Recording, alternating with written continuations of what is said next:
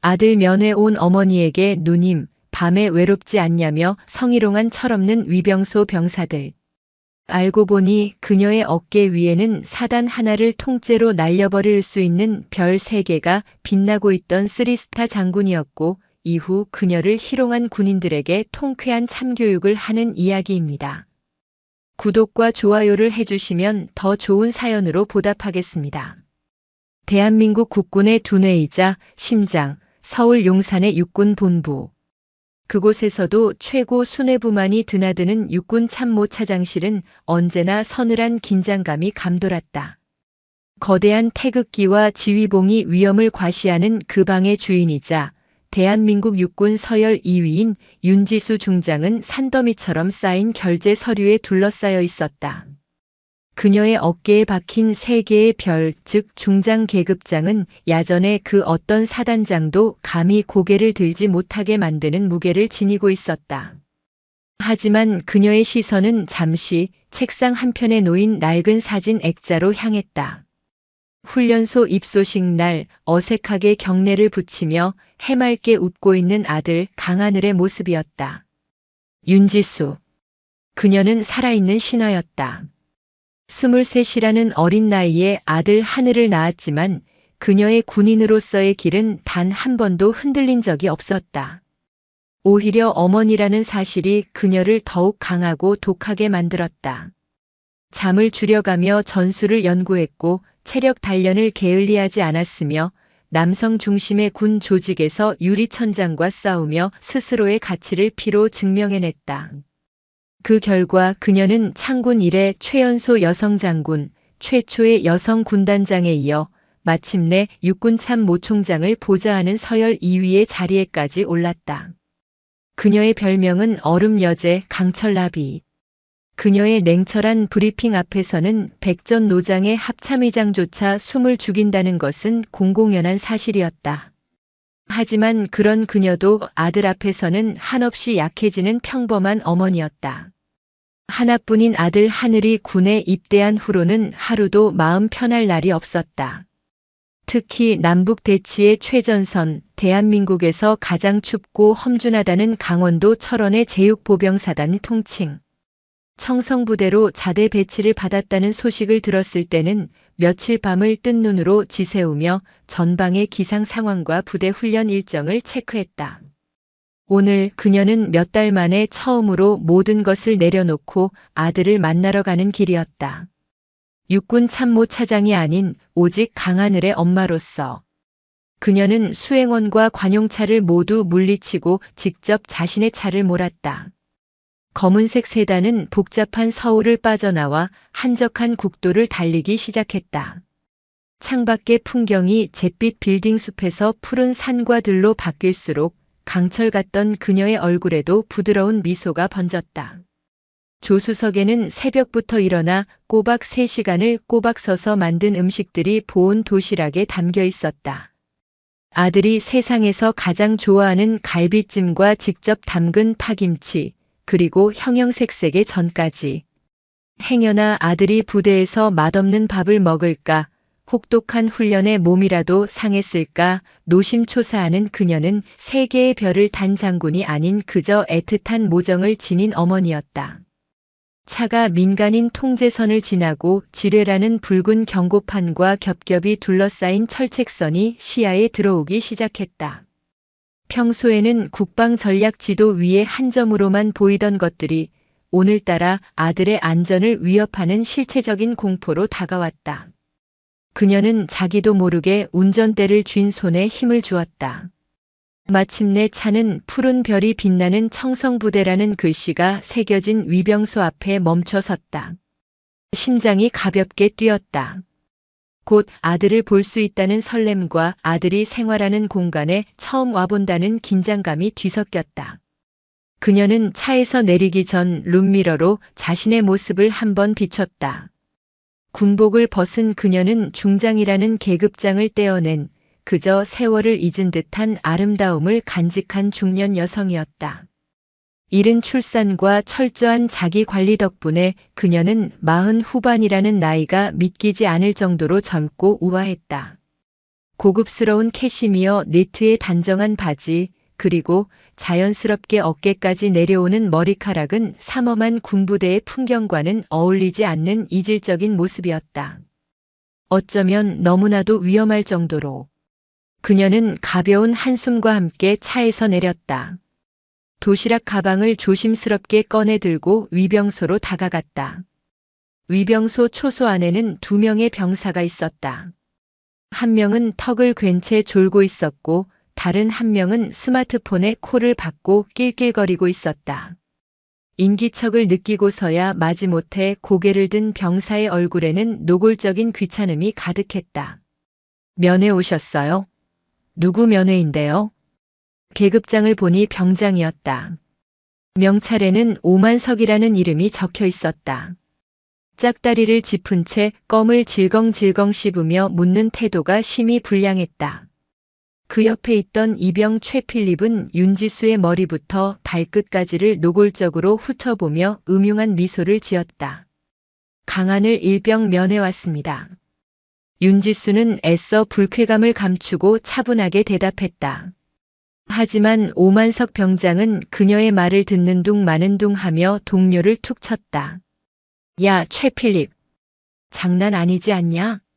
차도 외제차인데 딱 봐도 돈 많은 사모님이네. 아들 면회 온 거 맞아? 저 정도면 애인 면회 아니냐?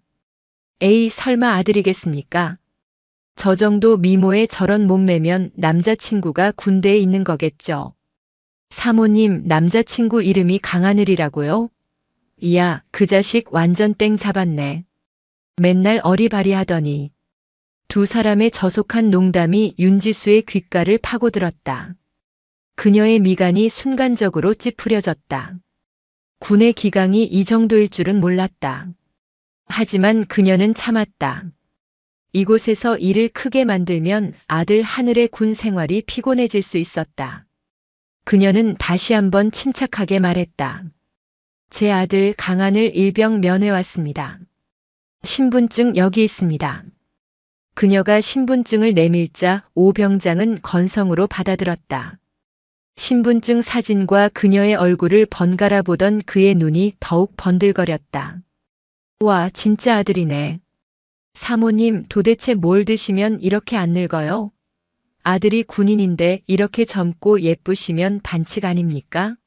아버님이 아주 애국자시네, 애국자야. 쓸데없는 소리 말고 면회 절차나 진행해 주시죠. 윤지수의 목소리가 조금 낮아졌다. 범접할 수 없는 위압감이 실린 목소리에 오 병장은 순간 움찔했지만 이내 피식 웃으며 신분증을 돌려주었다.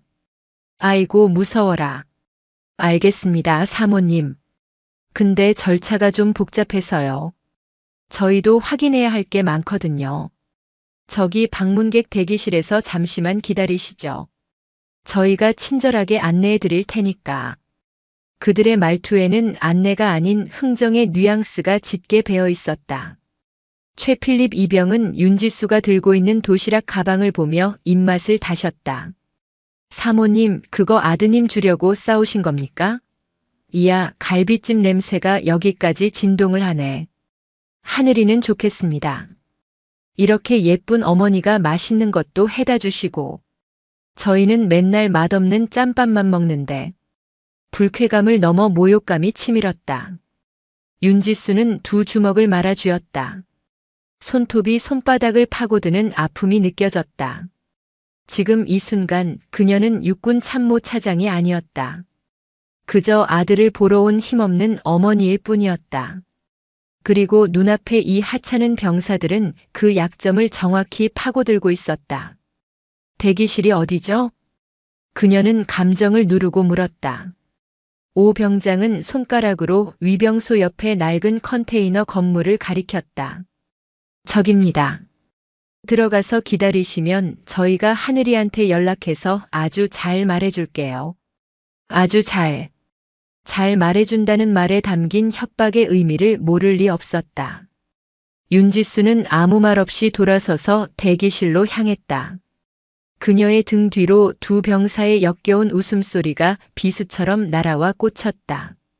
대기실 문을 열고 들어서는 순간 그녀의 눈빛이 서늘하게 가라앉았다.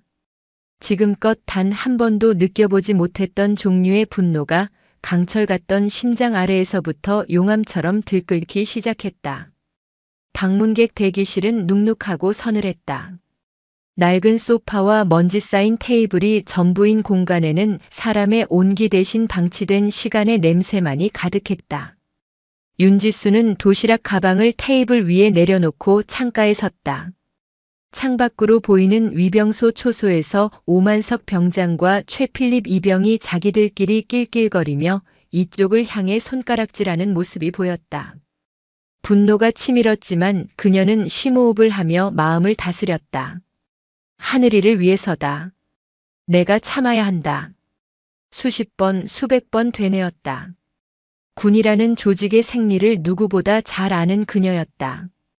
육군 참모 차장의 어머니라는 사실이 알려지는 순간 아들은 부대 내에서 성역이 될 것이다. 동료들과 어울리지 못하고 외톨이가 되거나 혹은 간부들의 과잉 충성 속에서 온실 속 화초처럼 자랄 수도 있었다. 그녀는 아들이 평범하게 다른 청년들처럼 동료들과 부대끼며 진짜 군인으로 성장하길 바랐다.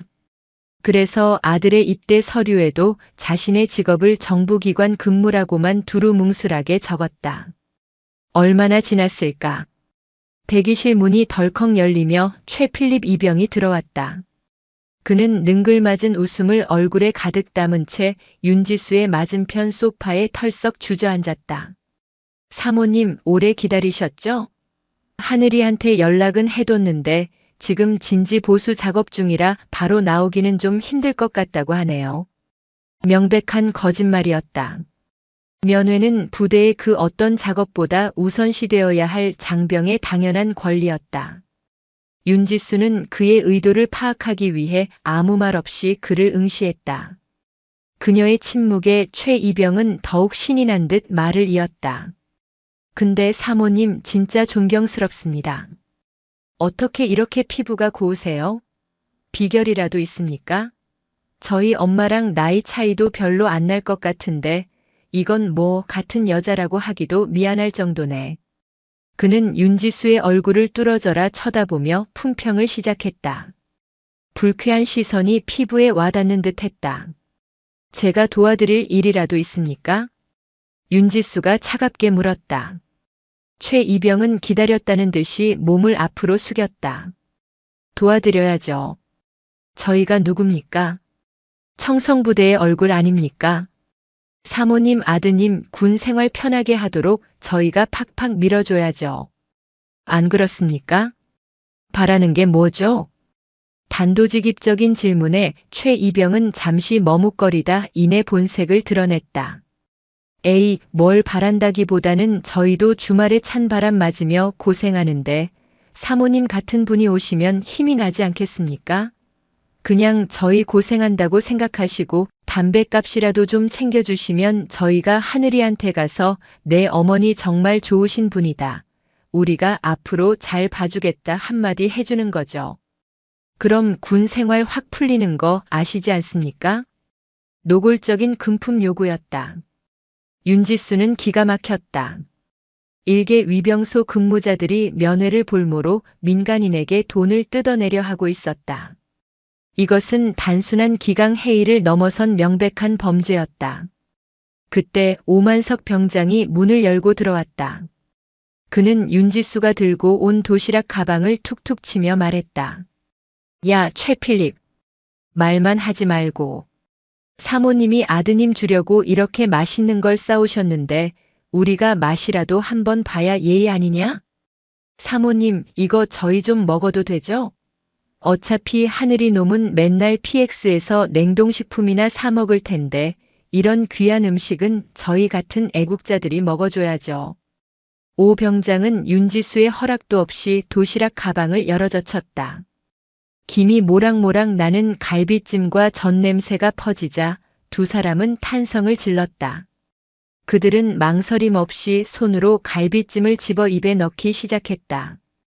아들을 위해 새벽부터 정성껏 만든 음식이 저 천박한 자들의 입속에서 지식여지고 있었다. 윤지수의 인내심이 바닥을 드러내기 시작했다. 그녀의 눈빛이 얼음장처럼 차가워졌다. 그만하시죠. 그녀의 목소리에는 더 이상 온기가 남아있지 않았다. 하지만 두 사람은 멈추지 않았다. 오히려 그녀의 경고를 비웃었다. 왜요, 사모님? 아까우십니까? 에이, 쪼잔하게 왜 그러실까?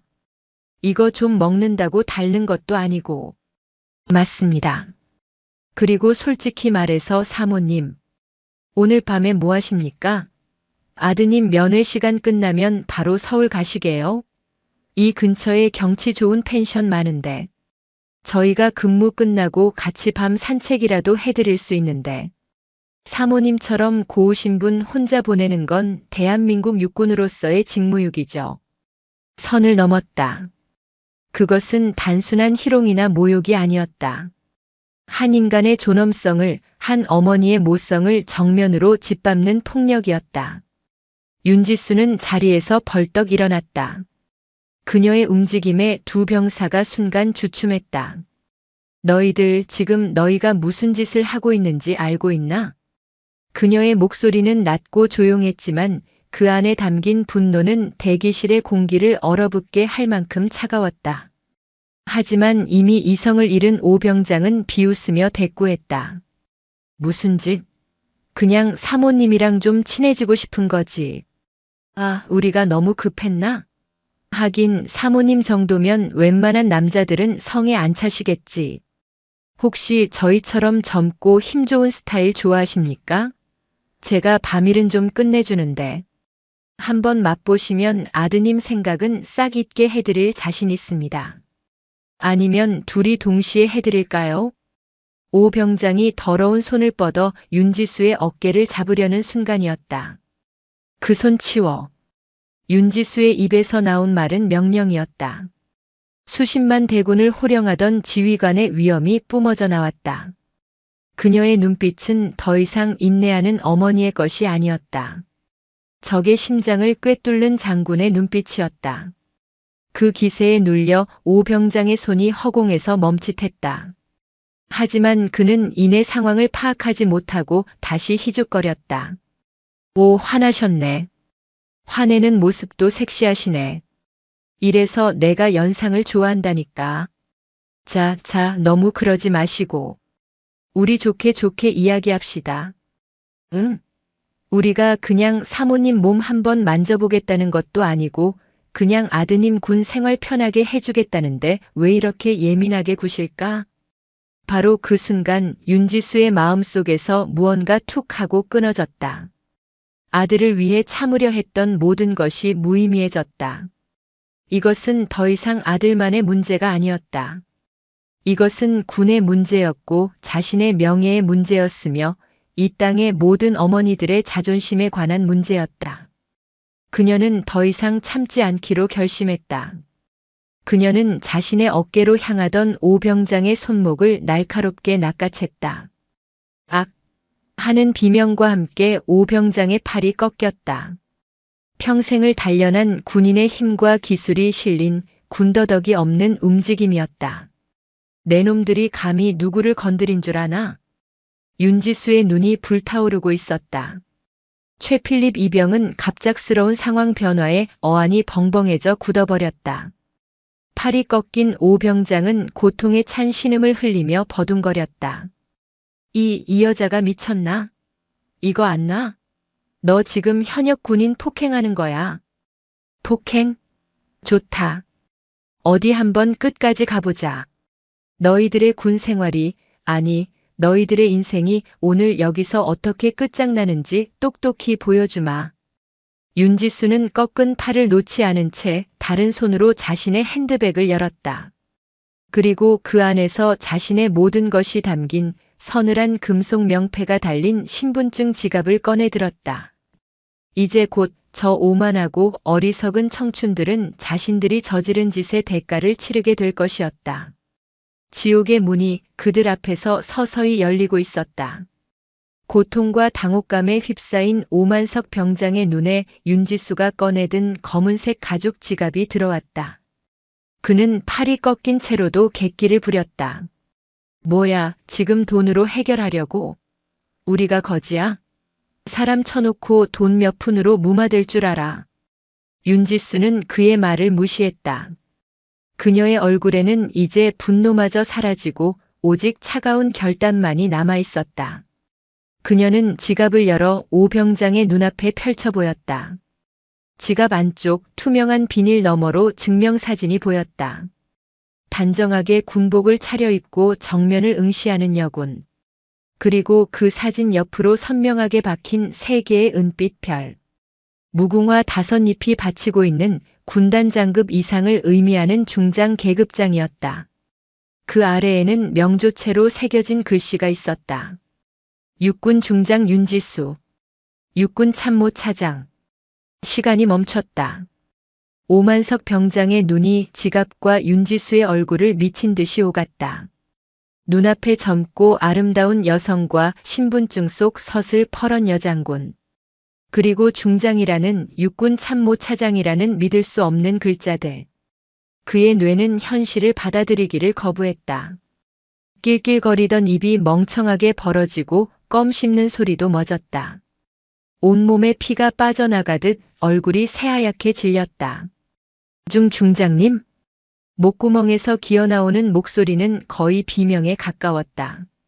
그제야 상황을 파악한 최필립 이병의 얼굴 역시 사색이 되었다. 다리가 풀린 그는 그대로 바닥에 주저앉았다. 털썩하는 소리가 대기실의 정적을 갈랐다. 윤지수는 오 병장의 팔을 놓아주었다. 자유로워진 팔을 붙잡고 뒷걸음질 치던 오 병장은 벽에 부딪히고 나서야 멈춰 섰다.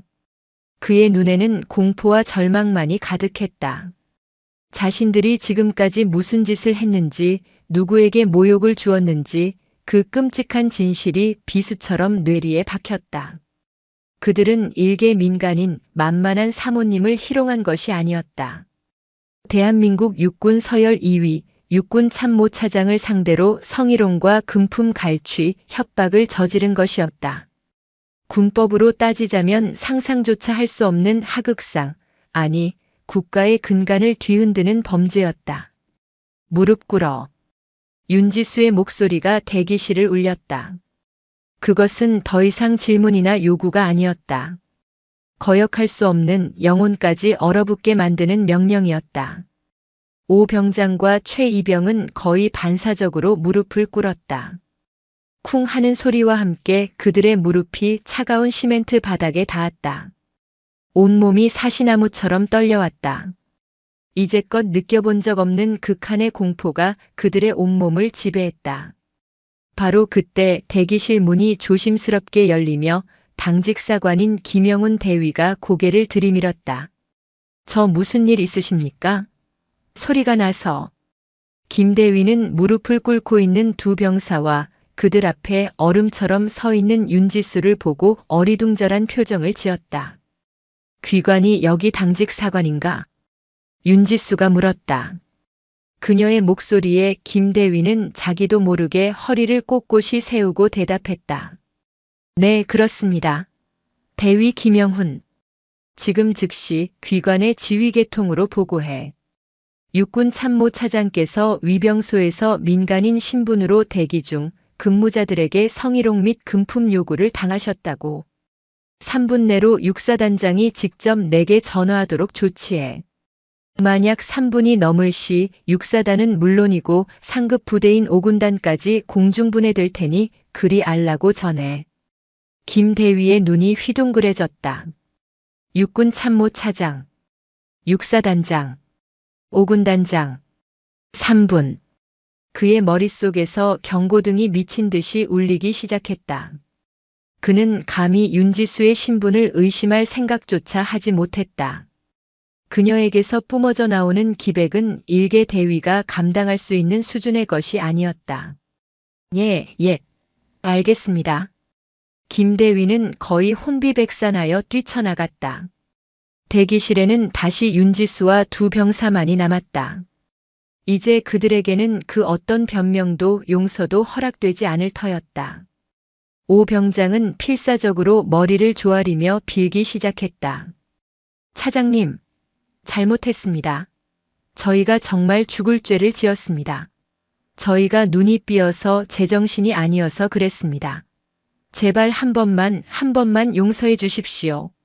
최이병 역시 바닥에 이마를 찌우며 울부짖었다. 어머니, 저희 어머니가 편찮으십니다. 제가 여기서 잘못되면 저희 집은 끝장입니다. 차장님, 제발 자비를 베풀어 주십시오. 윤지수는 그들의 애원을 차갑게 내려다보았다. 조금 전까지 그토록 추악한 욕망을 드러내던 자들이 이제 와서 가족을 팔며 동정을 구걸하는 모습이 역겨웠다. 자비, 너희들이 내게 밤이를 운운하며 내 아들의 군 생활을 볼모로 잡았을 때 너희들에게 자비라는 것이 있었나? 내 아들을 위해 싸온 이 음식을 내 놈들의 더러운 손으로 집어먹을 때 너희들에게 일말의 양심이라도 있었나? 그녀는 테이블 위에 놓인 도시락 가방을 가리켰다. 두 병사의 시선이 그곳으로 향했다. 아들을 향한 어머니의 사랑이 담겨 있던 음식은 이제 그들의 죄를 증명하는 끔찍한 증거물이 되어 있었다. 너희들은 군인의 명예에 똥칠을 한 것뿐만 아니라 이 땅의 모든 어머니들의 얼굴에 침을 뱉었다. 너희 같은 것들은 군복을 입을 자격이 없어. 아니, 이 사회에서 고개 들고 살아갈 자격조차 없다. 그녀의 선고와도 같은 말에 두 병사는 완전히 절망했다. 정확히 2분 50초 후 윤지수의 스마트폰이 격렬하게 울렸다. 발신자는 육사단장이었다. 사단 전체가 발칵 뒤집혔을 것이 불보듯 뻔했다. 윤지수는 무릎 꿇은 두 병사를 싸늘하게 내려다보며 통화 버튼을 눌렀다. 나 윤지수 중장이다. 수화기 너머로 다급하고 경악에 찬 사단장의 목소리가 들려왔다. 이제 심판의 시간이 시작된 것이다. 윤지수는 창밖을 보았다. 위병소 너머 아들이 있을 부대의 풍경이 보였다. 그녀는 오늘 아들을 만나러 온 것이 아니었다. 썩어 문드러진 군의 한 단면을 도려내기 위해 이곳에 온 것이었다. 강철의 별을 단 어머니의 서늘한 심판이 청성부대를 송두리째 뒤흔들기 시작했다. 윤지수의 입에서 나온 나 윤지수 중장이다라는 7글자는 단순한 신분 확인이 아니었다. 그것은 대한민국 육군 전체를 향해 발사된 신호탄이자 육사단 청성부대의 운명을 결정지을 심판의 서곡이었다. 수화기 너머 육사단장 나승호 소장은 평생 겪어보지 못한 충격과 공포에 빠져 있었다. 육군 참모 차장. 군의 모든 인사와 작전을 실질적으로 주무르는 참모총장을 제외하면 그 누구도 함부로 대할 수 없는 육군 서열 2위의 인물. 그런 존재가 자신의 관할 구역인 철원의 최전방 위병소에서 그것도 민간인 신분으로 그런 끔찍한 일을 당했다는 사실은 그의 군 생활 전체를 송두리째 부정하는 재앙이었다. 차장님, 그게 무슨 말씀이십니까? 지금 어디에 계십니까? 제가 당장 그리로 가겠습니다. 나 사단장의 목소리는 당황을 넘어 공포에 잠겨 있었다. 윤지수는 그의 다급한 목소리를 강철 같은 냉정함으로 끊어냈다. 내 위치는 중요하지 않다, 나 소장. 중요한 것은 귀관의 부대에서 무슨 일이 벌어졌느냐는 것이다. 나는 지금 귀관의 병사들에게 성희롱을 당하고 내 아들의 군 생활을 빌미로 금품을 요구받았다. 이것이 귀관이 자랑하는 푸른 별이 빛난다는 청성부대의 현주소인가? 그녀의 목소리는 얼음 송곳처럼 날카롭게 나 사단장의 고막을 파고들었다. 변명의 여지조차 없었다. 나 사단장은 전화기 너머로 거의 포효하듯 외쳤다. 참모장, 지금 당장 헌병대장하고 인사참모, 작전참모까지 전부 긁어 모아서 전속력으로 위병소로 출발해. 5분 내로 도착 못하는 놈들은 전부 군복 벗을 각오해. 수화기를 통해 들려오는 다급한 명령과 뜀박질 소리, 지휘 차량의 엔진이 굉음을 내며 시동 거는 소리가 대기실의 정막을 갈랐다. 무릎을 꿇고 있던 오만석과 최필립의 얼굴은 이제 하얗다 못해 시퍼렇게 질려 있었다. 사단장이 직접 움직인다는 것은 이 사건이 단순한 징계 차원에서 끝나지 않을 것임을 의미했다. 육군본부 육군참모차장이 직접 개입한 사건. 군, 검찰, 군사법원 그리고 불명예 전역. 그들의 남은 인생이 통째로 지옥으로 떨어지는 소리가 들리는 듯 했다. 윤지수는 전화를 끊고 공포에 질린 두 병사를 내려다보았다. 그녀의 눈에는 더 이상 분노도 경멸도 없었다. 오직 시스템의 암적인 존재를 발견하고 이를 완벽하게 제거하려는 외과 의사의 냉철함만이 존재했다. 정확히 4분 30초 후 대기실 밖에서 여러 대의 군용 지휘 차량이 급정거하는 날카로운 마찰음이 천지를 뒤흔들었다. 문이 거칠게 열리고 가장 먼저 뛰어들어온 것은 땀으로 군복이 흠뻑 젖은 나승호 사단장이었다. 두 개의 별이 빛나는 그의 전투모는 비뚤어져 있었고 그 뒤를 따르는 참모장, 헌병대장, 인사참모의 얼굴 역시 잿빛이었다. 나 사단장은 대기실의 광경을 보고 숨을 멈췄다. 민간인 복장을 했음에도 불구하고 주변의 모든 것을 압도하는 서늘한 위압감을 뿜어내는 윤지수 중장. 그리고 그녀의 발치에 엎드려 개처럼 떨고 있는 두 명의 병사.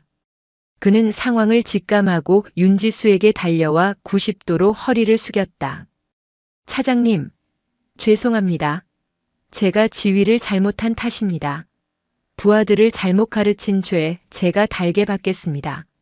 죽을 죄를 지었습니다. 대한민국 육군의 자랑스러운 최전방 사단을 이끄는 지휘관이 허름한 위병소 대기실에서 고개를 조아리는 모습. 그것은 실로 초현실적인 광경이었다. 하지만 윤지수는 그의 사과를 받지 않았다. 그녀는 헌병대장을 향해 턱짓했다. 저 두 놈 당장 체포해. 직무 중 민간인 협박, 금품 갈취, 성희롱, 그리고 상관 모욕죄다. 적용할 수 있는 가장 엄중한 군법을 적용하고 육군 중앙수사단으로 즉시 이첩하도록. 예, 알겠습니다. 헌병대장의 명령에 대기하고 있던 헌병들이 우르르 들어와 오만석과 최필립의 양팔을 거칠게 붙잡았다. 차가운 수갑이 철컥 소리를 내며 그들의 손목에 채워지는 순간 오만석의 이성이 완전히 끊어졌다. 으악, 잘못했습니다. 차장님, 저희가 정말 아무것도 몰랐습니다. 살려주십시오. 그는 발버둥 치며 끌려나갔다. 최필립은 이미 혼이 나간 사람처럼 아무런 저항도 하지 못한 채 인형처럼 질질 끌려나갔다. 그들의 비명과 울음소리가 위병소 전체에 울려 퍼졌다. 위병소 근무를 교대하기 위해 대기하던 다른 병사들은 이 끔찍한 광경을 목격하고 공포에 질려 그 자리에 얼어붙었다. 윤지수는 헌병대장에게 다시 명령했다. 이 위병소 전체를 즉시 폐쇄하고 현장 보존해. 근무자 전원 그리고 저 두 놈과 같은 내무반을 쓰는 병사들까지 전부 격리 조사해. 이따위 쓰레기 같은 문화가 하루 이틀 만에 생겨났을 리 없다. 관행적으로 벌어진 모든 부조리와 비리를 샅샅이 파헤쳐. 먼지 한 톨까지 남김없이. 육군 본부 감찰실에서 특별감찰팀이 곧 내려갈 거다. 그리고 그녀의 시선은 나승호 사단장에게 향했다. 나 소장. 그리고 여기 있는 지휘관들. 이것은 단순히 병사 두 놈의 일탈이 아니야. 지휘관인 당신들의 무능과 나태가 낳은 필연적인 결과다. 당신들의 지휘 능력에 대한 심각한 의문이 제기될 수밖에 없어. 전원 내일 9시까지 계룡대 육군 본부 내 차장실로 출두하도록. 당신들의 군 생활이 계속될 수 있을지는 내일 결정될 거다. 그것은 사실상의 해임 통보이자 사형 선고였다. 나 사단장을 포함한 지휘관들은 얼굴에 핏기가 완전히 가신 채 입술만 달싹일 뿐 아무 대답도 하지 못했다. 바로 그때였다. 저면에 오셨다고 해서 이 모든 살풍경한 상황의 원인이자 윤지수가 그토록 보고 싶어 했던 아들 강하늘 일병이 대기실 문 앞에 서 있었다. 그는 영문을 모른 채 어리둥절한 표정으로 서 있었다. 평범한 면회인 줄 알고 달려온 그가 마주한 것은 사단장과 참모들이 고개를 조아리고 있고 그 중심에 자신의 어머니가 서 있는 믿을 수 없는 광경이었다. 그는 자신의 어머니를 보았다. 그리고 어머니에게 90도로 허리를 숙이고 있는 어깨에 2개의 별을 단 사단장을 보았다. 그 옆에서 사시나무 떨듯 떨고 있는 대령과 중령들, 그리고 헌병들에게 짐승처럼 끌려나가는 동료 병사들의 모습을 보았다. 그의 머릿속이 하얗게 비었다. 자신이 알던 다정하고 가끔은 잔소리가 심하지만 세상 누구보다 자신을 사랑해주던 어머니. 평범한 정부기관 직원이라고만 알고 있던 어머니. 그 어머니가 지금 거대한 태풍의 눈이 되어 일개 사단을, 아니 그 이상의 무언가를 송두리째 뒤흔들고 있었다. 강하늘은 떨리는 목소리로 간신히 입을 열었다. 어머니, 이게 다 무슨 일입니까? 그의 목소리가 들리는 순간 태풍에 눈 같던 윤지수의 서늘한 얼굴에 아주 미세한 균열이 생겼다. 냉혹한 장군의 가면이 찰나의 순간 벗겨지고 그토록 보고 싶었던 아들을 마주한 어머니의 얼굴이 드러났다. 그녀는 천천히 아들을 향해 돌아섰다. 그 순간 대기실의 모든 공기가 두 사람을 중심으로 멈춘 듯 했다. 육사단장 집무실. 청성부대의 심장부이자 최고 지휘관의 공간이었다. 거대한 부대기와 한쪽 벽면을 가득 채운 역대 사단장들의 사진이 위엄을 자랑했다. 원래대로라면 이 방의 주인인 나승호 소장이 앉아 있어야 할 책상. 하지만 지금 그 자리에는 강하늘 일병이, 그리고 그 맞은편 소파에는 윤지수 중장이 앉아 있었다. 나 사단장은 이 기묘하고 불편한 모자의 대화를 위해 자신의 집무실을 기꺼이, 아니 필사적으로 내어주고 자신은 복도에서 안절부절 못하며 서성이고 있었다. 집무실 안에는 무거운 침묵이 흘렀다. 강하늘은 여전히 충격에서 벗어나지 못한 채 멍하니 앉아 있었다. 조금 전 위병소에서 벌어진 일들은 그의 20년 인생을 통틀어 가장 비현실적인 장면이었다.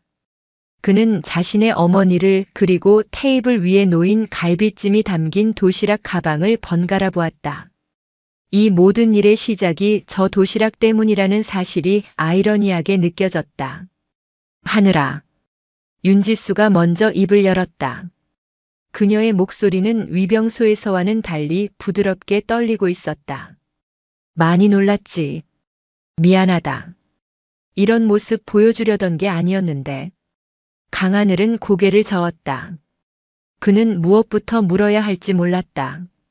중장이라는 계급, 육군 참모 차장이라는 직책, 사단장을 호령하는 모습.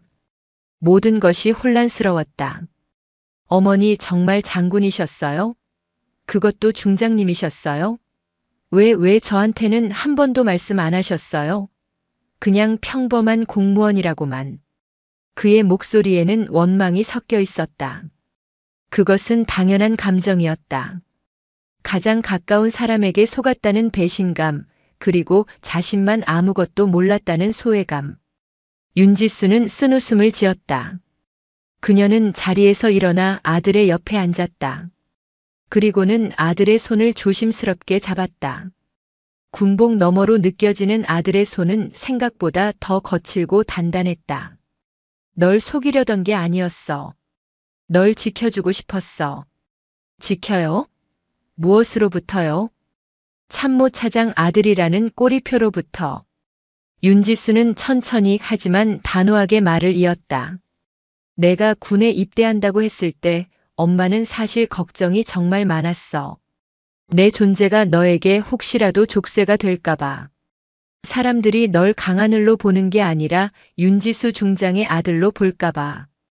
내가 동료들과 똑같이 땀 흘리고 노력해서 얻은 결과를 사람들이 전부 엄마 빽이라고 수군거릴까봐.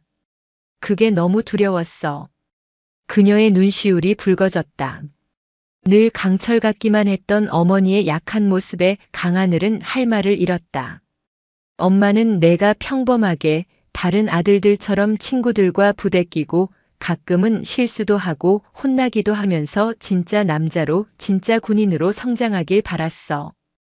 그래서 숨긴 거야. 내가 제대하는 그날까지 아무도 모르게 조용히 엄마 역할만 하고 싶었어. 오늘처럼 맛있는 거 싸들고 와서 우리 아들 얼굴 보고 그렇게 평범한 엄마가 되고 싶었는데 일이 이렇게 돼버렸네. 그녀는 자책하듯 말했다. 그리고 테이블 위에 놓인 도시락 가방을 열었다. 김이 다 식어버린 갈비찜과 전이 모습을 드러냈다. 아침의 설렘과 정성은 온데간데 없고 차가운 음식만이 남아있었다. 그중 몇 점은 그 더러운 손에 의해 지식여져 있었다. 다 식었네. 미안하다. 윤지수는 집무실 한편에 있던 접시를 가져와 서툰 솜씨로 음식을 담기 시작했다. 육군 중장이, 육군 참모 차장이 사단장 집무실에서 아들에게 식어버린 음식을 담아주고 있었다. 그 모습에 강하늘의 가슴 속에서 무언가 뜨거운 것이 울컥 치밀어 올랐다. 그는 어머니가 왜 그렇게까지 해야 했는지 비로소 이해할 수 있었다. 자신을 향한 어머니의 사랑이 얼마나 깊고 절실한 것이었는지 깨달았다. 어머니는 자신을 위해 가장 빛나는 갑옷인 3개의 별을 벗어 던지고 가장 연약한 어머니의 모습으로 이곳까지 달려왔던 것이다. 아니에요, 어머니. 강하늘의 목소리가 잠겨 있었다. 그는 어머니가 내민 접시를 받아들었다. 그리고는 식어버린 갈비찜 한 점을 입에 넣었다. 차가웠지만 세상 그 어떤 음식보다 맛있었다. 어머니의 사랑과 희생이 고스란히 느껴지는 맛이었다. 그의 눈에서 눈물이 주르륵 흘러내렸다. 어머니에게 실망해서 혹은 무서워서 흘리는 눈물이 아니었다. 자랑스러움과 감사함 그리고 죄송스러움이 뒤섞인 눈물이었다. 어머니 정말 멋있으세요. 제가 본 사람 중에 세상에서 제일 멋있어요. 아들의 진심 어린 말에 윤지수 역시 참았던 눈물을 터뜨렸다. 그녀는 아들을 힘껏 끌어안았다. 장군도 참모 차장도 아닌 오직 한 아들의 어머니로서. 강하늘 역시 어머니의 등을 말없이 감싸 안았다. 사단장 집무실 안에서 두 사람은 한참 동안 서로의 온기를 느끼며 조용한 눈물을 흘렸다. 그 시각 집무실 밖에서는 진짜 태풍이 몰아치고 있었다. 육군 본부 감찰실에서 급파된 특별감찰팀이 헬기를 타고 육사단에 도착했고 헌병대는 위병소를 포함한 관련 부대 전체를 이잡듯이 뒤지고 있었다. 병사들의 관물대에서는 불법으로 반입된 도박용품과 현금이 쏟아져 나왔고 몇몇 병사들의 진술을 통해 오만석과 최필립의 상습적인 비위 행위들이 속속 드러나고 있었다. 그들은 이전에도 면회온 여성을 상대로 비슷한 희롱을 일삼았고 외박 나가는 병사들에게 돈을 받고 편의를 봐주는 등 부패의 온상이었다. 사건의 파장은 육사단을 넘어 육군 본부까지 번지고 있었다.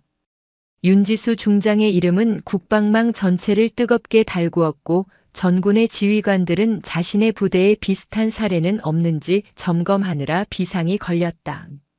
집무실 안에서 강하늘은 어머니의 어깨 너머로 창밖을 보았다. 분주하게 움직이는 군인들과 긴박한 분위기. 자신이 속한 세계가 어머니 한 사람으로 인해 뿌리부터 흔들리는 것을 목격하며 그는 깨달았다. 어머니가 자신에게 숨기고자 했던 그 꼬리표의 무게가 얼마나 엄청난 것인지를, 그리고 그 무게를 짊어지고 자신을 지켜온 어머니가 얼마나 위대한 존재인지를. 모자의 길고 긴 대화가 끝났을 때 두 사람 사이에는 더 이상 비밀이나 오해가 남아있지 않았다. 오직 깊은 이해와 존경, 그리고 끈끈한 사랑만이 존재할 뿐이었다. 윤지수는 아들의 군복 옷깃을 매만져주며 약속했다. 하늘아, 엄마가 바로잡을게. 단순히 저 두 놈을 벌주는 것에서 끝나는 게 아니야. 내가 그리고 너의 동료들이 더 이상 이런 부당한 일을 겪지 않도록 이 부대를, 아니 군 전체를 바꿔놓을게. 엄마가 너에게 해줄 수 있는 진짜 선물은 바로 그거야. 그녀의 눈빛은 다시 장군의 눈빛으로 돌아와 있었다. 하지만 그 안에는 아들을 향한 따뜻한 사랑이 강물처럼 흐르고 있었다. 강하늘은 말없이 고개를 끄덕였다. 그는 이제 더 이상 두렵지 않았다. 어머니의 아들임이 자랑스러웠다. 그리고 그 이름에 부끄럽지 않은 군인이 되겠다고 마음속으로 굳게 다짐했다. 태풍이 지나간 자리는 고요하지만 모든 것이 변해 있었다. 윤지수라는 태풍이 육사단을 휩쓸고 간 후 부대는 근본부터 뒤바뀌고 있었다. 그 변화의 중심에는 육군 본부에서 직접 파견된 특별복무점검단이 있었다. 단장은 윤지수의 절대적인 신임을 받는 육군 중앙수사단장으로 군내에서 저승사자로 불리는 강직한 성품의 인물이었다. 그는 윤지수의 지시를 받자마자 한치의 망설임도 없이 최정예 수사관들을 이끌고 철원으로 달려왔다. 정화의 불길은 가혹하고 신속하게 타올랐다. 중앙수사단에 구속된 오만석과 최필립의 입은 생각보다 쉽게 열렸다. 처음에는 혐의를 부인하며 버티려 했지만 자신들이 상대한 사람이 육군 서열 2위였다는 절망적인 사실과 저승사자의 집요하고 날카로운 신문 앞에 그들의 저항은 모래성처럼 무너져 내렸다. 조사실의 차가운 공기 속에서 그들의 추악한 범죄들이 낱낱이 드러났다. 상습적인 성희롱과 금품 갈취는 기본이었고 후임병들을 상대로 한 가혹 행위, 근무지 무단 이탈, 심지어는 부대 유류를 빼돌려 민간인에게 팔아넘기려 했던 정황까지 포착되었다. 그들은 군인이 아니라 군복을 입은 범죄 집단에 가까웠다. 수사관들은 그들의 진술을 토대로 관련자들을 줄줄이 소환했다. 작은 눈덩이가 굴러가 거대한 산사태가 되듯 비리의 사슬은 생각보다 깊고 넓게 퍼져 있었다. 그 결과는 참담했다. 오만석과 최필립은 군사재판에 회부되어 각각 징역 15년과 12년이라는 중형을 선고받았다. 군인으로서 받을 수 있는 모든 명예를 박탈당한 채 그들은 국군교도소의 차가운 독방에 갇히는 신세가 되었다. 그들의 젊음은 교도소의 높은 담장 안에서 썩어갈 것이었다. 지휘 책임의 칼날은 더욱 매서웠다. 당직 사관이었던 김영훈 대위는 직무유기 혐의로 강제 전역 조치되었다. 그의 진급길은 당연히 막혔다.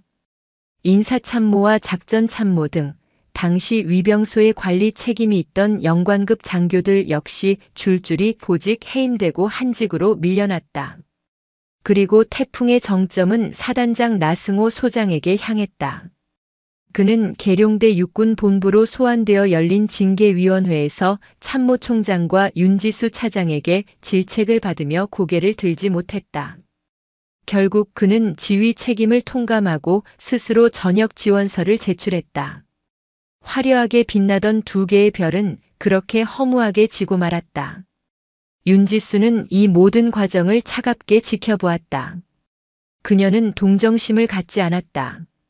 썩은 부위를 도려내지 않으면 그 고름이 온몸으로 퍼져나간다는 것을 누구보다 잘 알았기 때문이다. 그녀가 원하는 것은 단순한 처벌이 아니었다. 근본적인 변화, 시스템의 개혁이었다. 며칠 후 윤지수는 다시 육사단을 찾았다. 하지만 이번에는 민간인 복장의 어머니가 아니었다. 빳빳하게 다려진 정복의 중장 계급장을 빛내며 육군 참모차장의 자격으로 사단 연병장에 섰다. 그녀의 앞에는 새로 부임한 사단장과 참모들, 그리고 육사단 전 장병이 도열해 있었다. 마이크 앞에 선 그녀의 목소리는 스피커를 통해 연병장 전체에 울려 퍼졌다. 나는 오늘 육군 참모차장이자 여러분의 선배 군인으로서 이 자리에 섰다. 그녀는 추상 같은 목소리로 말을 이었다. 며칠 전 이 부대에서 아주 부끄럽고 참담한 일이 있었다. 군복 입은 자들이 지켜야 할 최소한의 명예와 기강을 내팽개친 사건이었다. 나는 그 사건의 피해자이기도 했지만 동시에 육군의 지휘부로서 그동안 이런 부패를 막지 못한 책임을 통감한다. 장병들은 숨을 죽인 채 그녀를 바라보았다. 군대는 국가의 방패이자 국민의 자존심이다. 그 자존심은 최첨단 무기나 막강한 화력에서만 나오는 것이 아니다. 바로 여기 서 있는 여러분 한 사람 한 사람의 건강한 정신과 굳건한 군기에서 비롯되는 것이다. 계급이 낮다는 이유로 힘이 없다는 이유로 한 병사의 인격이 짓밟히는 군대는 적과 싸워 이길 수 없다. 그녀의 연설은 호소력이 있었다. 단순한 질책이 아니라 군이 나아가야 할 방향을 제시하는 비전이었다. 이에 육군본부는 육사단을 시범부대로 지정하여 청성 쇄신 프로젝트를 단행하고자 한다. 첫째, 지금 이 시간부로 참모차장 직속의 익명 소원 수리 채널을 개설한다. 모든 병사는 자신의 지휘관을 거치지 않고 군내 부조리를 신고할 수 있는 권리를 갖는다. 둘째, 위병소 및 모든 초소 근무 환경을 전면 개선하고 근무자들에 대한 인권 교육을 대폭 강화한다. 셋째, 모든 지휘관은 병사들과의 정기적인 소통을 의무화하고 그 결과를 분기별로 육군 본부에 직접 보고해야 한다. 만약 이를 어기거나 형식적으로 이행할 시 그 지휘고하를 막론하고 엄중히 책임을 물을 것이다. 그녀의 선언에 장병들 사이에서 미세한 술렁임이 일었다. 그것은 군의 역사상 유례가 없는 파격적인 조치였다. 억압과 통제의 상징이었던 군대가 소통과 인권을 이야기하고 있었다. 연설을 마친 윤지수는 연병장을 천천히 걸었다. 수많은 병사들의 경외심 가득한 눈빛이 그녀에게 쏟아졌다. 그 대열의 한가운데 꼿꼿한 자세로 부동자세를 취하고 있는 아들 강하늘 일병이 있었다. 그녀는 아들과 눈을 맞추지 않았다. 공과 사는 엄격히 구분해야 했다. 하지만 그녀는 느낄 수 있었다. 자신을 자랑스럽게 바라보는 아들의 시선을. 모든 공식 일정이 끝나고 그녀는 서울로 돌아가기 위해 차에 올랐다. 출발하기 직전 새로 부임한 사단장이 그녀에게 다가와 격려했다. 차장님, 가시는 길 편히 모시겠습니다. 그리고 강하늘 일병은 저희가 각별히 신경 쓰겠습니다. 윤지수는 그의 말을 부드럽게 잘랐다. 사단장, 그럴 필요 없네. 내 아들은 그저 대한민국 육군 강하늘 일병일 뿐이야. 다른 병사들과 똑같이 대하게. 특별 대우도 불이익도 없이. 그저 한 명의 군인으로서 자신의 임무를 완수하고 명예롭게 전역할 수 있도록 공정한 환경을 만들어주는 것. 그것이 내가 사단장에게 바라는 유일한 각별한 신경이야. 그녀는 아들에게 약속했다. 참모차장 아들이라는 꼬리표 대신 공정한 세상을 선물하겠다고. 그리고 강하늘에게 전해주게. 어머니가 지켜보고 있다고. 군인으로서의 본분을 잊지 말고 언제나 정직하고 씩씩하게 복무하라고. 차는 미끄러지듯 철원을 빠져나갔다.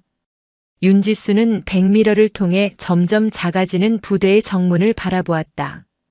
그녀는 오늘 썩은 가지 몇 개를 잘라낸 것이 아니었다.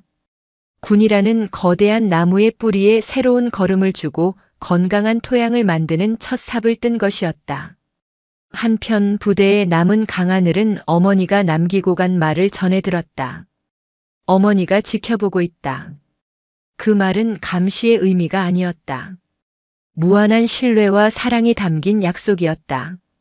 그는 자신의 어깨가 이전보다 훨씬 무거워졌지만 동시에 뜨거운 자부심으로 가득 차오름을 느꼈다. 그는 더 이상 윤지수의 아들이 아니었다. 그는 어머니의 약속을 그리고 새로운 군대의 희망을 자신의 어깨에 짊어진 자랑스러운 대한민국 육군 강하늘 일병이었다. 그의 진짜 군 생활은 이제부터 시작이었다. 윤지수라는 태풍이 휩쓸고 간 육사단에 어색한 평화가 찾아왔다. 부패의 온상이던 위병소는 교과서처럼 반듯하게 운영되었고 새로 도입된 청성 쇄신 프로젝트 덕분에 병사들의 얼굴에는 이전보다 활기가 돌았다. 하지만 그 변화에 진앙이 된 강하늘 일병의 군 생활은 역설적으로 더욱 험난한 가시밭길로 접어들고 있었다. 그는 더 이상 평범한 강하늘이 아니었다. 그는 살아있는 전설, 육군 참모차장의 아들이었다. 그에게 쏟아지는 시선은 두 종류였다. 하나는 간부들의 노골적인 과잉 보호였다. 새로 부임한 중대장은 아침 저녁으로 그의 안부를 물었고 소대장은 훈련이라도 있는 날이면 강일병 어디 불편한 곳은 없나? 를 입에 달고 살았다. 심지어 행정보급관은 그를 조용히 불러 혹시 필요한 거 있으면 언제든 말하라며 PX에서 파는 과자 세트를 쥐어주려 했다. 그들은 강하늘을 군인으로 대하는 것이 아니라 언제 터질지 모르는 시한폭탄 혹은 상급부대에 잘 보이기 위한 로비의 대상으로 여기고 있었다. 강하늘은 그럴 때마다 정중하지만 단호하게 거절했다. 괜찮습니다. 저는 다른 전우들과 똑같이 대해주시는 것이 가장 편합니다. 그의 말에 간부들은 안절부절 못하면서도 어쩔 수 없이 물러났다. 다른 하나는 동료 병사들의 보이지 않는 유리벽이었다. 대부분의 병사들은 그를 경외의 눈으로 바라보았다. 사단 전체를 뒤엎은 장군의 아들. 그들은 감히 강하늘에게 말을 걸거나 장난을 칠 엄두를 내지 못했다. 식당에서 그의 옆자리는 늘 비어 있었고 생활관에서 그가 책이라도 펼치면 주변의 모든 소음이 거짓말처럼 멎었다.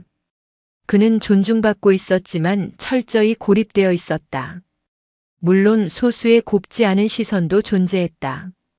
특히 징계를 받은 간부들과 친분이 있었거나 기존의 느슨한 군 생활에 만족했던 일부 고참병들은 그를 엄마 백으로 부대를 뒤집어 놓은 놈이라며 뒤에서 수군거렸다. 그들은 대놓고 무언가를 하지는 못했지만 그들의 차가운 눈빛과 비아냥거림은 칼날보다 날카롭게 강하늘의 마음을 핥히었다. 강하늘은 외로웠다. 그는 어머니의 그늘에서 벗어나 평범한 군인이 되고 싶었지만 오히려 어머니의 존재가 그를 거대한 유리 상자 안에 가두어 버린 셈이었다.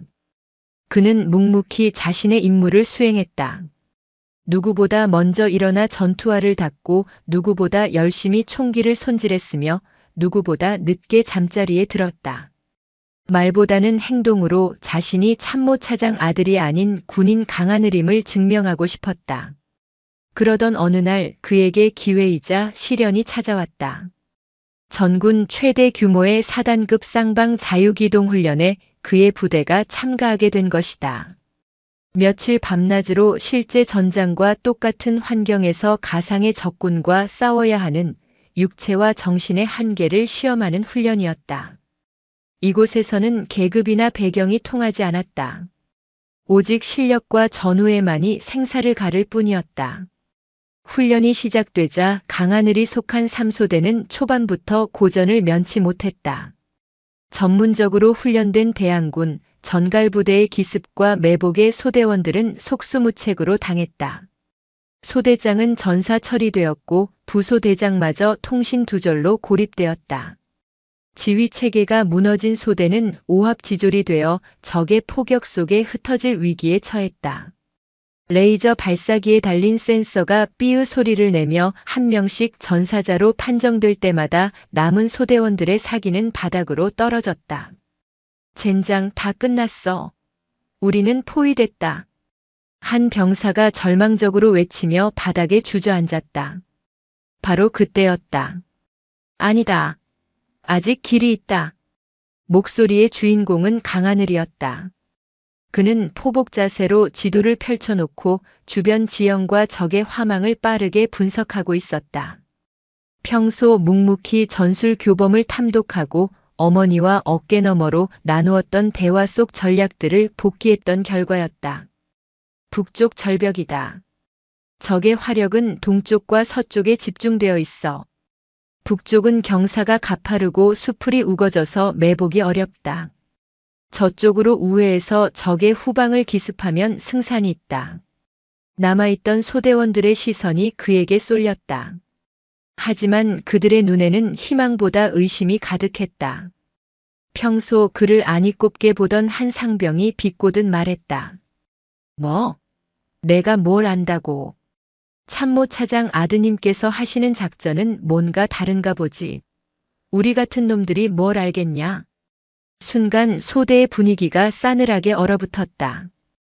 강하늘은 그를 노려보았다. 하지만 그는 분노 대신 차분하고 강한 어조로 말했다.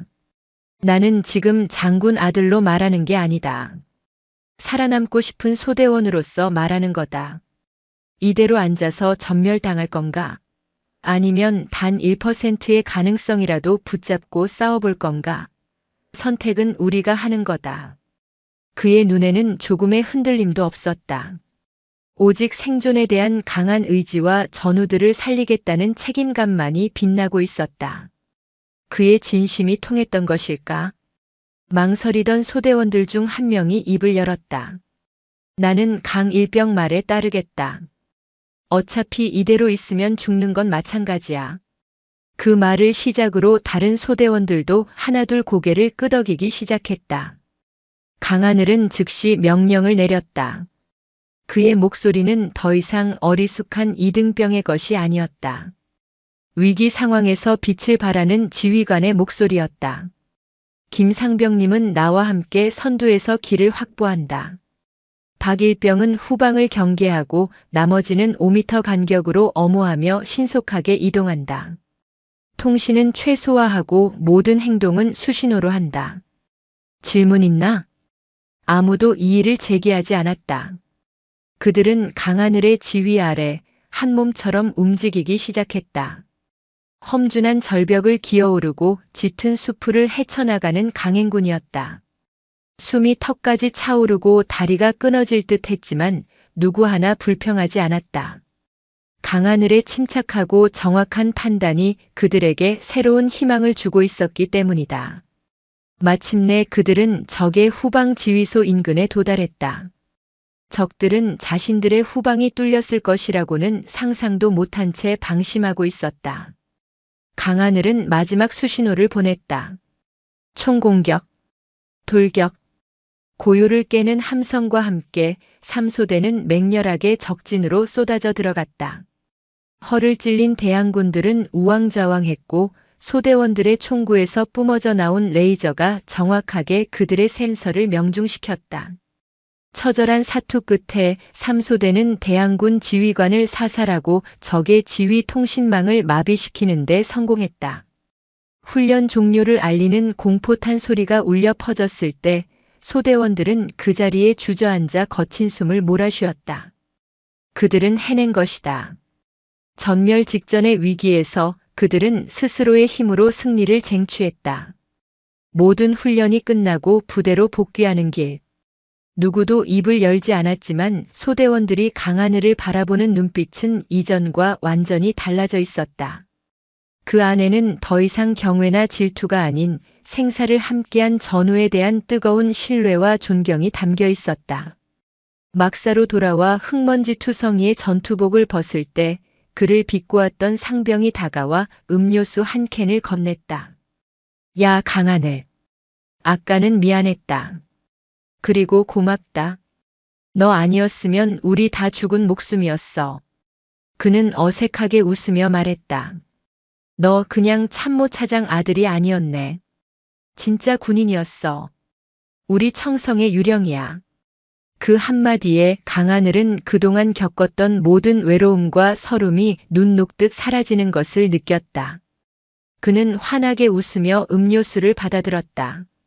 그 웃음은 스스로의 힘으로 유리벽을 깨고 나온 한 명의 군인으로서 거둔 진정한 승리의 미소였다. 그의 시련은 그렇게 값진 결실을 맺고 있었다. 윤지수 중장의 개혁은 성공적으로 안착하는 듯 보였다. 청성 쇄신 프로젝트는 언론의 집중 조명을 받으며 군 개혁의 모범 사례로 떠올랐고 윤지수는 단숨에 군 전체를 뒤흔드는 개혁의 아이콘이 되었다. 청와대에서도 그녀의 행보에 깊은 신뢰를 보낸다는 메시지가 흘러나왔다. 하지만 빛이 강하면 그림자도 짙어지는 법. 그녀의 급격한 부상은 군 내부의 거대한 안반, 즉 9세대의 심기를 정면으로 건드렸다. 수십 년간 이어져 온 관행과 인맥, 상명하복에 경직된 문화 속에서 기득권을 누려온 보수적인 장성들에게 윤지수의 개혁은 자신들의 권위에 대한 도전이자 존재 이유를 부정하는 이단적인 행위로 비쳤다. 그들은 그녀의 개혁이 군의 위계 질서를 무너뜨리고 전투력을 약화시키는 포퓰리즘 쇼에 불과하다고 폄하했다. 그 반발의 중심에는 수도방위 사령관 박성준 중장이 있었다. 야전 경험이 풍부하고 정치적 수완이 뛰어난 그는 차기 합참의장 후보로 거론되는 인물이었다. 그는 겉으로는 윤지수의 개혁을 지지하는 척했지만 뒤에서는 은밀하게 그녀를 끌어내릴 칼을 갈고 있었다.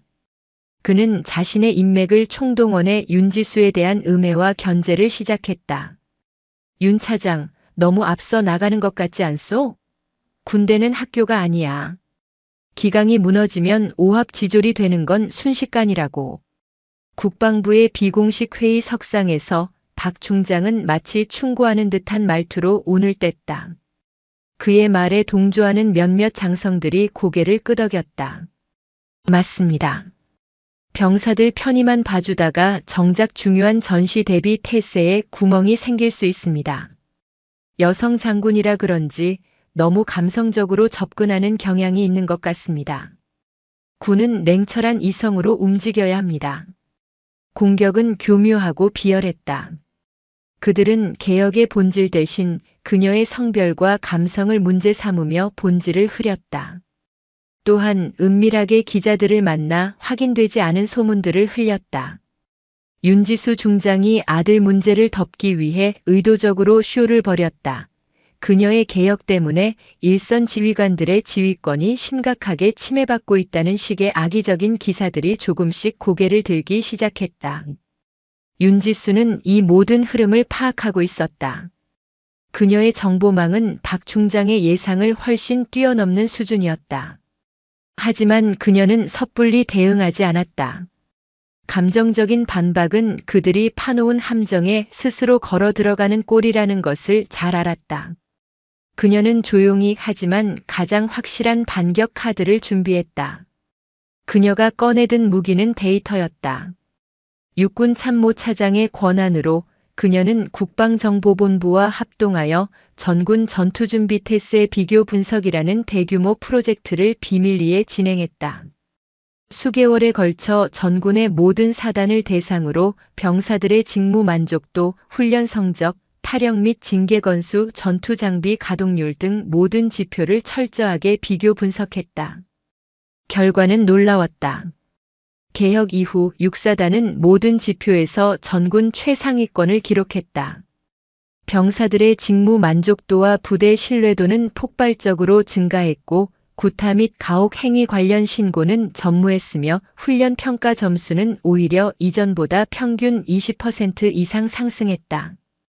병사들이 자발적으로 훈련에 임하고 장비 관리에 신경 쓰기 시작하면서 생긴 당연한 결과였다. 특히 박성준 중장이 이끄는 수도방위 사령부 예하 부대들의 성적과 비교했을 때 그 차이는 더욱 극명했다. 데이터라는 가장 강력한 실탄을 장전한 윤지수는 결정적인 순간을 기다렸다. 그리고 그 기회는 합참의장이 주재하는 전군 주요 지휘관 회의에서 찾아왔다. TV로 생중계되지는 않았지만 군의 모든 별들이 모인 가장 중요한 자리였다. 박성준 중장이 작심한 듯 발언했다. 최근 일각의 개혁 조치로 인해 일선 부대의 기강이 이완되고 있다는 우려가 많습니다. 병사들을 너무 오냐오냐 키우다 보니 유사시 전투력을 발휘할 수 있을지 심히 걱정스럽습니다. 전통적인 방식의 강한 훈련만이 강한 군대를 만든다고 생각합니다. 그의 발언은 명백히 윤지수를 겨냥한 것이었다. 회의장의 모든 시선이 윤지수에게 쏠렸다. 박 중장의 입가에 희미한 미소가 걸렸다. 마이크를 잡은 윤지수는 침착하게 자리에서 일어났다. 박 사령관님의 우려에 대해 답변드리겠습니다. 하지만 말로 하는 답변 대신 객관적인 자료로 보여드리는 것이 더 정확할 것 같습니다. 그녀의 신호에 따라 회의장 대형 스크린에 전군 전투준비 태세 비교 분석 보고서의 핵심 내용이 띄워졌다. 보기 쉽게 정리된 그래프와 통계 수치들이 화면을 가득 메웠다. 병사들의 사기, 훈련 성적, 사고율 등 모든 지표가 개혁 이후 육사단에서 극적으로 개선되었음을 명백하게 보여주는 자료였다. 보시는 바와 같이 병사들의 인권을 존중하고 소통을 강화하는 것이 군의 기강을 해치는 것이 아니라 오히려 전투력을 강화시키는 가장 효과적인 방법임이 증명되었습니다. 그녀는 발표를 마친 후 스크린의 한 부분을 확대했다. 그곳에는 육사단과 수도방위 사령부의 핵심 지표들이 나란히 비교되어 있었다. 모든 면에서 육사단의 압도적인 우위였다. 박 사령관님. 사령관님께서 말씀하신 전통적인 방식이 과연 어떤 결과를 낳고 있는지 이 자료가 명백히 보여주고 있는 것 같습니다. 사령관님의 부대보다 저희 오냐오냐 키운 부대의 전투력이 월등히 높다는 이 아이러니를 어떻게 설명하시겠습니까? 원하신다면 제가 저희 부대의 교육 커리큘럼을 기꺼이 공유해 드리겠습니다. 회의장 전체가 얼어붙었다. 윤지수의 말은 정중했지만 그 내용은 박성준 중장의 뺨을 공개적으로 후려친 것이나 다름없었다. 박 중장의 얼굴은 시뻘겋게 달아올랐고 아무런 반박도 하지 못했다. 데이터와 명분, 여론까지 모두 장악한 윤지수 앞에서 그는 완벽하게 패배했다. 회의가 끝난 직후 합참의장이 조용히 그녀를 불렀다. 윤 차장. 아주 인상 깊었소. 그 청성 쇄신 프로젝트 전군으로 확대할 방안을 조속히 보고해 주시오. 대통령께 직접 보고드릴 사안이요. 그것은 그녀의 개혁에 대한 군 최고 수뇌부의 절대적인 신임이자 그녀에게 군 전체를 바꿀 수 있는 막강한 힘을 실어주는 약속이었다. 9세대의 저열한 속삭임은 그녀의 압도적인 능력과 비전 앞에서 힘을 잃고 쓰러졌다. 그녀는 이제 군 전체의 미래를 자신의 어깨에 짊어지게 된 것이다. 그 무거운 책임감 속에서 그녀는 짜릿한 승리의 쾌감을 느꼈다. 정의의 심판은 내려졌고 개혁의 깃발은 높이 올랐다. 하지만 세상 모든 일에는 동전의 양면처럼 명과 암이 존재하는 법.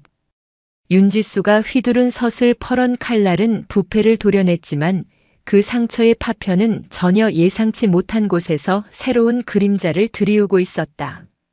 국군 교도소의 삭막한 면회실.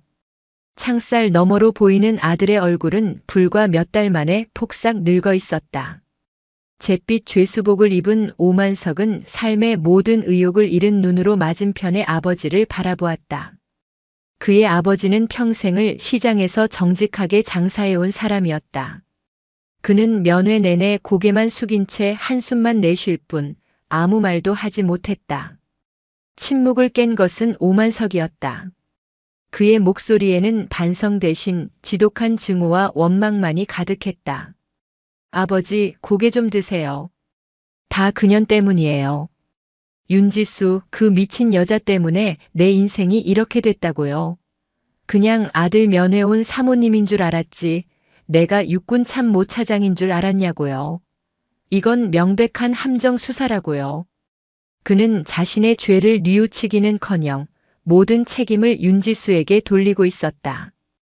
그의 비뚤어진 분노는 시간이 갈수록 더욱 단단해지고 있었다. 나가기만 해봐. 내가 가만두지 않을 거야. 그 여자도 그 여자 아들놈도. 내 인생을 망쳤으니 그 대가를 치르게 해줘야지. 반드시 복수할 거라고요. 아들의 섬뜩한 말에 아버지는 몸을 떨었다. 그는 아들을 이렇게 만든 세상이 원망스러웠지만 아들의 마음속에 자라난 악마를 보고 깊은 절망에 빠졌다. 심판은 끝났지만 복수의 씨앗은 그렇게 어두운 감옥 안에서 조용히 싹을 틔우고 있었다. 그림자는 또 다른 곳에도 드리워져 있었다. 최필립 이병의 집은 풍비박산이 났다. 작은 공장을 운영하던 그의 아버지는 아들이 군사재판에 넘어갔다는 소문이 퍼지자 거래처가 뚝 끊겨 결국 공장 문을 닫아야 했다. 지병을 앓던 어머니는 아들의 소식에 충격을 받아 병세가 악화되어 자리에 누웠다. 최필립의 죄는 명백했지만 그 죄의 대가는 그의 가족들에게까지 연좌제처럼 번져나가 그들의 삶을 송두리째 파괴하고 있었다. 정의의 실현 이면에 존재하는 혹독한 현실이었다. 한편 개혁의 시범부대가 된 육사단 내부에서도 예상치 못한 부작용이 나타나기 시작했다. 참모차장 직통 소원수리는 본래의 취지대로 병사들의 고충을 해결하는 순기능을 하고 있었지만 동시에 새로운 갈등의 불씨가 되고 있었다. 일부 병사들이 이 익명 시스템을 악용하기 시작한 것이다. 훈련을 깐깐하게 시키는 소대장, 사소한 잘못을 지적하는 분대장 등 자신에게 조금이라도 쓴소리를 하는 지휘관들을 향해 무분별한 익명의 투서가 쏟아졌다. 인격 모독, 과도한 업무 지시 등 사실관계를 교묘하게 왜곡한 악의적인 신고들이었다. 이로 인해 일선 지휘관들은 극도로 위축되었다. 정당한 지시를 내리면서도 혹시 이것도 신고당하지 않을까 하는 자기검열에 빠졌다. 일부 간부들은 아예 병사들과의 소통을 꺼리거나 꼭 필요한 훈련마저 생략하며 몸을 사리는 복지부동의 모습을 보이기 시작했다. 강한 군대를 만들려던 개혁이 오히려 지휘체계를 마비시키고 군기를 이완시키는 부작용을 낳고 있었던 것이다. 이 모든 변화를 최전선에서 목격하고 있던 사람은 바로 강하늘이었다. 자유기동 훈련 이후 소대원들의 절대적인 신뢰를 얻게 된 그는 이제 분대의 실질적인 리더 역할을 하고 있었다. 그는 익명성에 기댄 일부 동기들의 비겁한 행동과 그로 인해 위축되는 유능한 간부들의 모습을 보며 깊은 고민에 빠졌다. 이것은 어머니가 원했던 개혁의 모습이 아니었다. 어느 날 새로 전입 온 소위가 순찰 중 병사들의 흐트러진 복장을 지적했다가 다음 날 바로 신임 장교의 갑질이라는 내용으로 직통 소원수리에 신고당하는 일이 벌어졌다. 의욕 넘치던 소위는 하루아침에 풀이 죽어 아무것도 하지 못했고 병사들은 그런 그를 비웃으며 더욱 기강이 해이해졌다. 그날 밤 생활관에서 동기들이 모여 그 소위를 조롱하며 낄낄거리고 있었다. 야, 봤냐? 어제는 우리한테 소리 지르더니 오늘 완전 깨갱하던데. 직통 라인 한 방이면 소위 아니라 대위도 꼼짝 못해. 세상 좋아졌다니까. 그 모습을 지켜보던 강하늘이 자리에서 일어났다. 그만해라. 그의 조용한 한마디에 생활관의 모든 소음이 멎었다. 우리가 원했던 게 이런 거였어? 정당한 지위에 불만을 품고 뒤에서 칼을 꽂는 거? 그건 용기가 아니라 비겁함이야. 직통 라인은 우리를 지키기 위한 방패지 누군가를 공격하기 위한 무기가 아니라고. 그는 소위를 조롱하던 동기를 똑바로 바라보며 말했다. 너 내일 아침에 나랑 같이 중대장님 찾아가자. 가서 내가 올린 글이 사실과 다르며 소위님께 사과드리고 싶다고 직접 말씀드려. 뭐? 내가 왜? 내가 군인이니까. 군인은 자신의 행동에 책임을 질 줄 알아야 하니까. 만약 내가 못 가겠다면 내가 직접 중대장님께 찾아가서 모든 사실을 말씀드릴 거다. 누가 신고했는지 밝히고 정식으로 조사를 요청할 거야. 강하늘의 눈빛은 단호했다. 그는 더 이상 어머니의 그늘에 숨는 아들이 아니었다. 그는 이제 어머니가 시작한 개혁을 올바른 방향으로 이끌어야 한다는 새로운 책임감을 느끼고 있었다. 그는 이제 시스템의 수혜자가 아니라 시스템을 지키고 발전시켜야 할 주체로 성장하고 있었던 것이다. 그날 밤 강하늘은 잠든 전우들을 뒤로하고 조용히 편지를 쓰기 시작했다. 수신인은 육군 참모차장 윤지수 중장님이었다. 차장님께, 아니 어머니께, 육사단 강하늘 일병 보고드립니다. 그는 편지에 육사단에서 일어나고 있는 변화의 명과 암을 현장에서 느끼는 생생한 목소리를 담아 정성껏 써 내려갔다. 개혁의 성공적인 측면과 더불어 예기치 못한 부작용과 새로운 과제들까지. 그것은 아들이 어머니에게 보내는 편지가 아니었다. 최전방의 일선 병사가 군 개혁의 총책임자에게 올리는 살아있는 정책 제안서였다. 과거의 그림자가 길게 드리워지고 새로운 도전이 고개를 드는 그 밤. 강하늘은 어머니가 시작한 위대한 과업의 진정한 동반자로서 자신만의 전쟁을 시작하고 있었다. 대한민국 국군의 심장, 계룡대 육군본부. 그 중에서도 가장 높은 곳에 위치한 육군 참모차장실의 불은 그날도 자정이 넘도록 꺼지지 않았다. 대한민국 전군에 적용될 청성 쇄신 프로젝트의 최종 보고서를 검토하는 윤지수의 눈은 핏발이 서 있었지만 그 빛만큼은 그 어느 때보다 형형했다. 그녀가 쌓아올린 개혁은 이제 거대한 산이 되어 군 전체를 움직일 준비를 하고 있었다. 그때 비서관이 조심스럽게 들어와 우편물 한 뭉치를 내려놓았다. 전국의 각 부대에서 올라온 보고서와 서류들 사이 유독 눈에 띄는 것이 있었다. 군사우편 봉투. 겉면에는 강하늘이라는 아들의 익숙한 필체가 적혀 있었다. 윤지수는 순간 어머니의 미소를 지었다. 고된 일상 속 아들의 편지는 사막의 오아시스 같은 존재였다. 하지만 봉투를 열어 편지지를 펼친 그녀의 표정은 이내 미소에서 놀라움으로 그리고 깊은 사색으로 바뀌었다. 편지의 시작은 사랑하는 어머니께가 아니었다. 수신 육군 참모차장 윤지수 중장님. 발신 제6보병사단 강하늘 일병. 제목 현장에서 본 청성 쇄신 프로젝트에 대한 보안 의견 보고. 그것은 아들이 어머니에게 보내는 안부 편지가 아니었다. 최전방의 병사가 군 개혁의 총책임자에게 올리는 살아있는 목소리가 담긴 정책 보고서였다. 강하늘은 편지에 자신이 직접 겪고 목격한 개혁의 명과 암을 솔직하고 담담하게 적어 내려갔다. 참모차장 직통 소원수리가 가져온 긍정적인 변화와 더불어 익명성에 기댄 무고성 신고가 유능한 지휘관들을 어떻게 위축시키는지, 병사들 사이에 권리만 남고 책임은 사라지는 현상이 어떻게 새로운 갈등을 낳고 있는지 구체적인 사례를 들어 조목조목 분석했다. 윤지수는 숨을 죽인 채 편지를 읽어 내려갔다. 그녀의 머릿속을 무언가가 강타하는 듯한 충격이 일었다. 자신이 설계한 완벽해 보였던 개혁 안에 현장의 목소리가 빠져 있었다는 것을 깨달았다. 위에서 아래로 내려가는 톱다운 방식의 개혁은 필연적으로 현장의 미세한 균열을 놓칠 수밖에 없었다. 아들의 편지는 바로 그 균열을 메울 수 있는 마지막 퍼즐 조각이었다. 그녀의 가슴이 뜨거워졌다. 그것은 단순히 아들에 대한 대견함이 아니었다.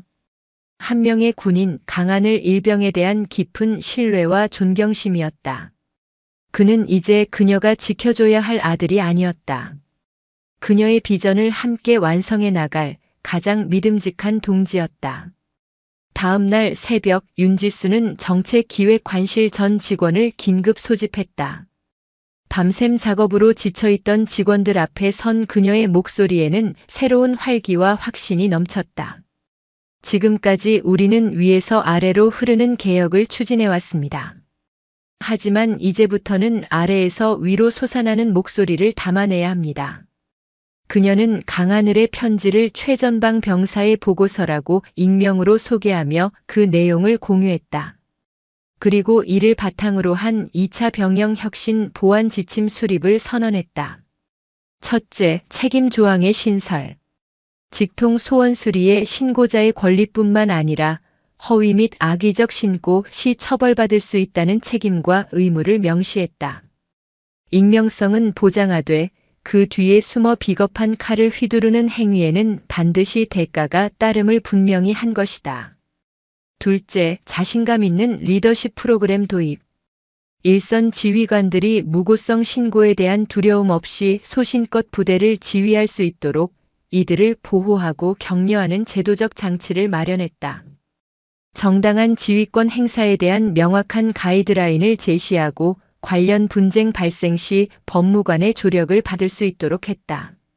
셋째, 전후위원회의 시범 운영. 갈등 발생 시 병사들이 직접 중재하고 해결 방안을 모색하는 자율기구였다. 이는 병사들에게 스스로 문제를 해결하는 책임감을 부여하고 공동체의 신뢰를 회복하기 위한 조치였다.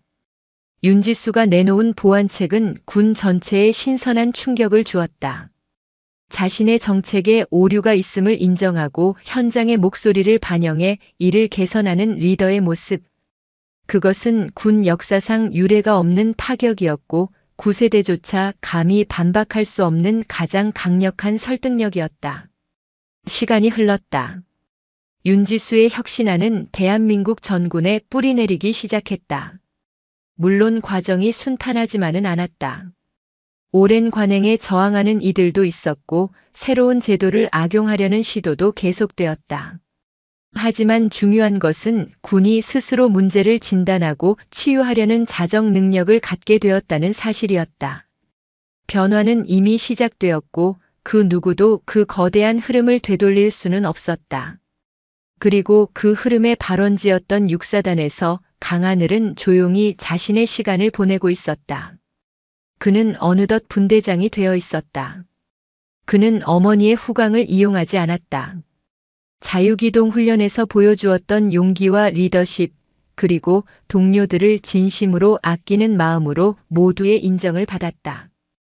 그의 분대는 육사단 최우수 전투분대로 뽑히는 영예를 안았고 그는 가장 존경받는 분대장으로 전우들의 신뢰를 한몸에 받았다. 그는 어머니가 만들어준 무대 위에서 스스로의 힘으로 당당한 주연 배우가 되어 있었다. 마침내 길고 길었던 군 복무를 마치는 날이 밝았다. 뼈가 시리도록 춥지만 상쾌한 철원의 가을 아침. 저녁 신고를 마친 강하늘은 정든 부대원들과 마지막 인사를 나누고 위병소를 향해 걸었다. 1년 반 전 어머니가 치욕을 당하고 자신이 세상의 전부 같았던 세계가 무너져 내렸던 바로 그 장소였다. 하지만 오늘의 위병소는 그날과 완전히 달랐다. 근무자들은 칼같이 다려진 전투복에 늠름한 자세로 서 있었고 그를 발견하자 우렁찬 목소리로 경례를 외쳤다. 충성! 강하늘 병장님 전역을 축하드립니다. 그들의 눈에는 존경심이 가득했다. 강하늘은 그들을 향해 가볍게 고개를 숙여 답했다. 그리고 위병소 문을 나서는 순간 익숙한 검은색 세단 한 대가 조용히 멈춰섰다. 운전석 문이 열리고 윤지수가 내렸다. 그녀는 군복을 입고 있지 않았다. 화장기 없는 얼굴에 포근한 스웨터를 입은 영락없는 아들을 마중 나온 어머니의 모습이었다. 두 사람은 아무 말 없이 서로를 마주 보았다. 그 어떤 말도 필요 없는 순간이었다. 수많은 감정과 시간이 두 사람의 눈빛 속에서 조용히 오고 갔다. 고생했다, 아들. 다녀왔습니다, 어머니. 짧은 인사를 나눈 강하늘이 조수석에 올라탔다. 차는 부드럽게 움직여 서울을 향했다. 창밖으로 최전방의 풍경이 빠르게 스쳐 지나갔다. 어색한 침묵 속에서 강하늘이 먼저 입을 열었다. 어머니, 이제 군대는 괜찮아질까요? 그것은 아들로서 그리고 이제 막 군복을 벗은 예비역으로서 던지는 근원적인 질문이었다. 윤지수는 정면을 응시한 채 잔잔한 미소를 지으며 대답했다. 완벽한 세상은 없어. 완벽한 군대도 없고. 때로는 아프고 때로는 썩은 부위를 도려내야 할 때도 있겠지. 그녀는 운전대를 잡은 채 아들을 지그시 바라보았다. 그녀의 눈빛은 한없이 따뜻하고 깊었다. 하지만 어제보다 나은 오늘을 만들기 위해 노력하는 사람들이 있는 한 괜찮을 거야. 내가 그 안에서 묵묵히 너의 역할을 했던 것처럼. 그리고 앞으로도 너와 같은 군인들이 계속 그 자리를 지켜줄 테니까. 그녀의 말은 약속이었다. 그녀의 어깨에 빛나던 세 개의 별이 아들에게 그리고 이 땅의 모든 아들들에게 보내는 믿음의 약속이었다. 강하늘은 더 이상 묻지 않았다. 그는 어머니의 눈을 통해 자신이 걸어온 길의 의미와 앞으로 걸어갈 길의 방향을 보았기 때문이다. 차는 어느새 자유로에 접어들어 서울의 불빛을 향해 달리고 있었다. 길었던 시련의 터널을 지나 새로운 시작을 향해 나아가는 어머니와 아들. 그들을 비추는 새벽의 햇살이 유난히 따스했다. 윤지수라는 강철 같은 어머니의 사랑이 강하늘이라는 아들의 성장을 통해 대한민국 군이라는 거대한 숲을 더욱 건강하고 튼튼하게 만들고 있었다. 그들의 이야기는 이제 막 새로운 장을 시작하고 있었다. 오늘도 요지경 사연을 잘 들어주셔서 감사합니다.